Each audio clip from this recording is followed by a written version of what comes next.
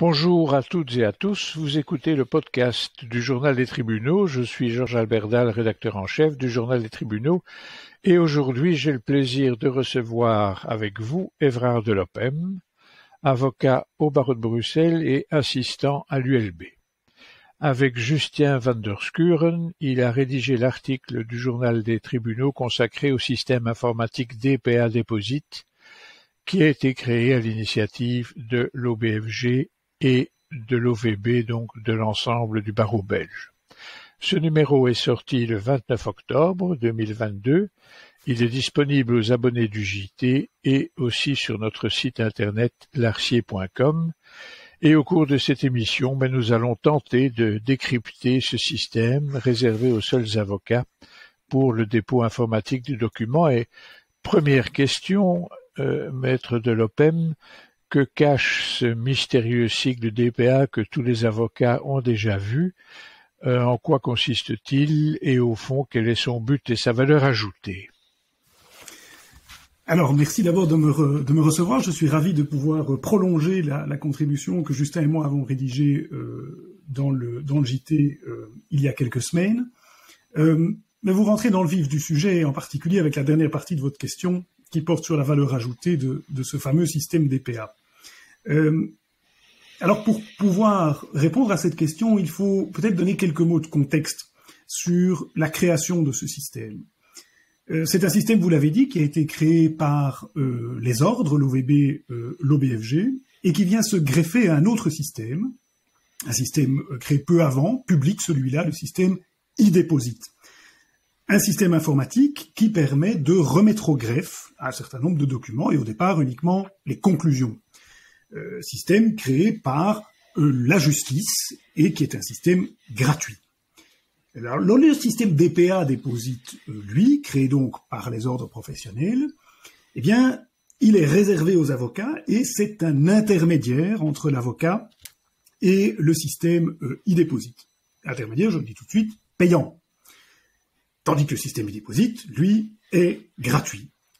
C'est un intermédiaire, c'est-à-dire qu'il va relier l'avocat au système e-Deposit, il utilise le système e-Deposit, mais cette fois de manière indirecte. Alors, je pense que ça permet déjà de répondre à la question sur la plus-value.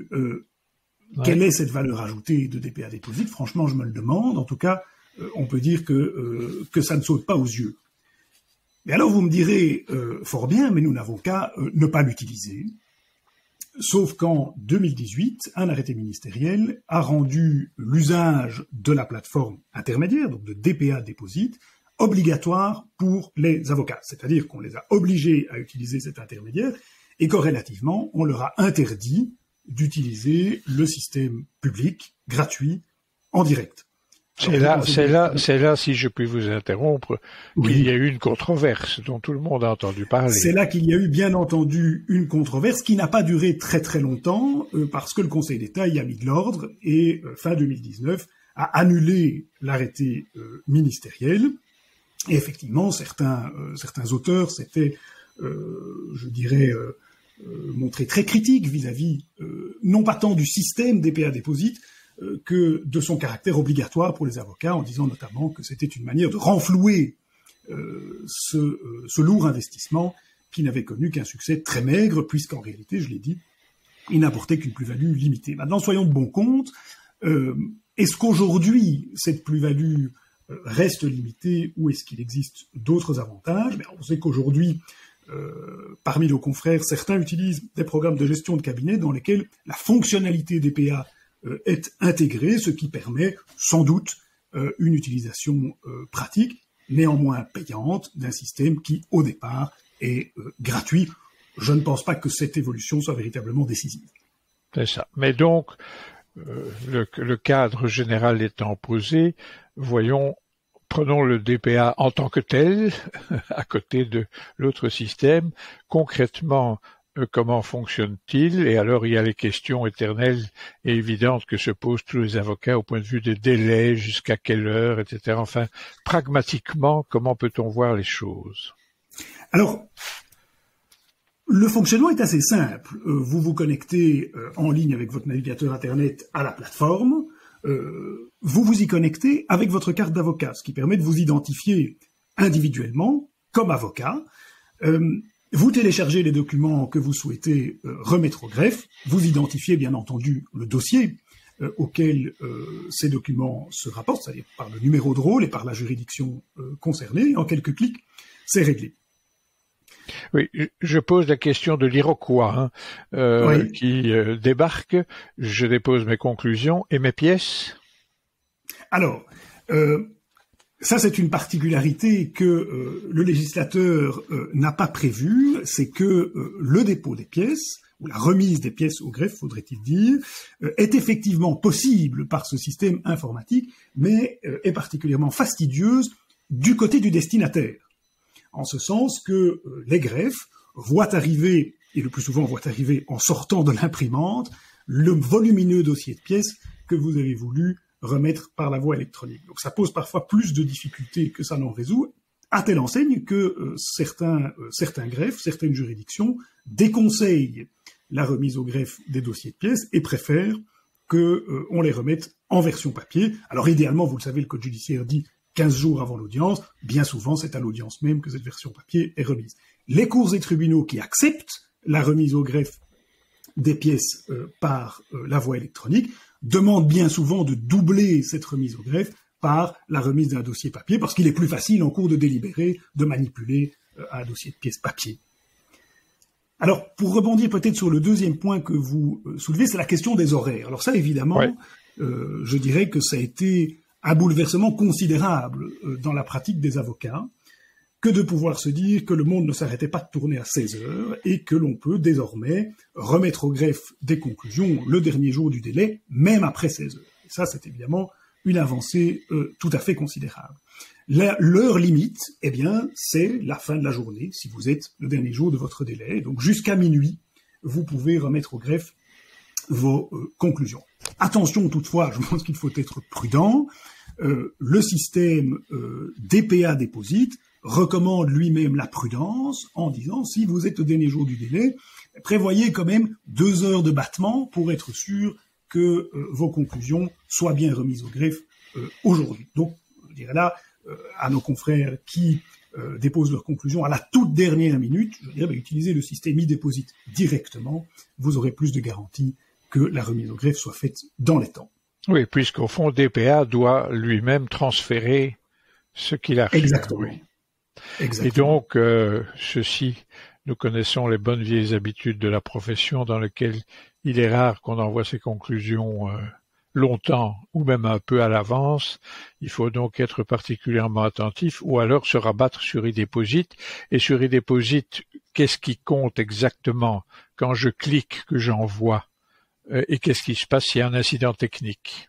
Alors, le législateur est venu à notre secours, sachant sans doute que les professionnels du droit n'étaient pas toujours de grands professionnels de l'informatique, et le Code judiciaire prévoit que, en cas, je dirais, de dysfonctionnement informatique d'e-déposite, donc de la plateforme, du système informatique de la justice, eh bien, on peut procéder au dépôt le lendemain, alors par une autre voie, évidemment, on va se précipiter d'ardard au greffe et aller remettre à l'ancienne ces conclusions. Depuis, on a étendu cette protection en cas de dysfonctionnement à la plateforme DPA aussi, puisqu'évidemment, au départ, si vous aviez un dysfonctionnement avec DPA, ça ne vous sauvait pas, ça ne vous permettait pas de rattraper la sauce. Maintenant, c'est possible. Alors, pour ce qui est de l'identification, vous avez parlé de la carte d'avocat dans le système DPA, mais est-ce qu'il est question de signature électronique? Alors, c'est une question qui pose un certain nombre de difficultés. Les praticiens ont cru, dans un premier temps, qu'au fond, le fait de s'identifier à l'aide de sa carte d'avocat sur la plateforme DPA, à l'aide de sa carte d'identité, lorsqu'on utilise e-déposite en direct, devait suffire à, je dirais, authentifier les documents, ou en tout cas à identifier leur auteur ou l'auteur de la remise. Malheureusement, la jurisprudence ne l'a pas entendu de cette oreille. La Cour de cassation, en particulier, a rendu un arrêt qui a été assez controversé à l'époque, qui disait que des conclusions qui ne sont pas signées, déposées par voie électronique, ça ne vaut rien. Et il a donc écarté des débats. Ça posait évidemment une difficulté considérable. Le législateur est intervenu dans le nouvel article 743 du Code judiciaire et dit que les conclusions qui sont déposés par voie électronique ne doivent pas être signés. Alors tout va pour le mieux dans le meilleur des mondes, sauf que depuis lors, l'utilisation de la remise électronique au greffe a été étendue à d'autres documents que les conclusions. Je pense notamment à des requêtes. Or, le Code judiciaire, lui, ne prévoit pas cette exception à l'exigence de signature pour les requêtes. Ce qui nous mène évidemment dans une situation un petit peu incertaine. À titre personnel, moi je pense qu'on doit considérer par analogie que le fait de déposer de manière authentifiée un document au greffe, eh bien, doit valoir signature. Mais manifestement, ça n'est pas la position de la Cour de cassation, donc je recommanderais quand même la prudence. Dans ce cas-là, il faut signer le document et ensuite le scanner et l'envoyer sur la plateforme. Alors ceci dit, pas de panique, vous savez que lorsque la signature est exigée à peine de nullité, l'article 863 nous permet de régulariser ça. L'article 863 sauve les meubles dans un grand nombre de situations. Voilà. Alors bien entendu, nous n'allons pas épuiser tout le sujet, faute de quoi les futurs lecteurs n'iraient plus lire votre article qui est tout à fait complet. Mais s'il fallait faire un point de la situation, tirer une conclusion ou émettre un souhait général, que diriez-vous? Ben écoutez, je pense que la première chose à dire, c'est qu'il faut se réjouir que un outil informatique simple mais performant soit disponible pour les justiciables et également pour les avocats. C'est tout à fait réjouissant de pouvoir utiliser cette plateforme. Mais malheureusement, ça ne suffit pas et je pense qu'il y a des nouvelles fonctionnalités à développer pour permettre notamment l'existence d'un véritable dossier électronique. Et je pense que pour cela, on peut s'inspirer de ce qui se passe au Conseil d'État. Il y a une plateforme qui s'appelle eProAdmin, qui est très conviviale, qui est extrêmement bien faite, qui fonctionne très bien, dans laquelle chaque partie, l'auditeur et le Conseil d'État, ont accès à un dossier électronique où on a accès en temps réel, on peut déposer les documents qui sont de cette manière à la fois déposés et communiqués en un seul clic. J'espère que ça pourra servir d'exemple pour la procédure civile également. Eh bien voici, chers auditeurs, ce qui conclut cet épisode du podcast du Journal des Tribunaux.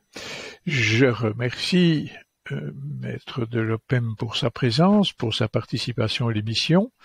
Je vous remercie pour votre écoute et je vous invite, chers auditeurs, à vous abonner au podcast sur la plateforme de votre choix pour ne pas manquer nos prochains épisodes. Il y en a qui se profilent assez vite à l'horizon.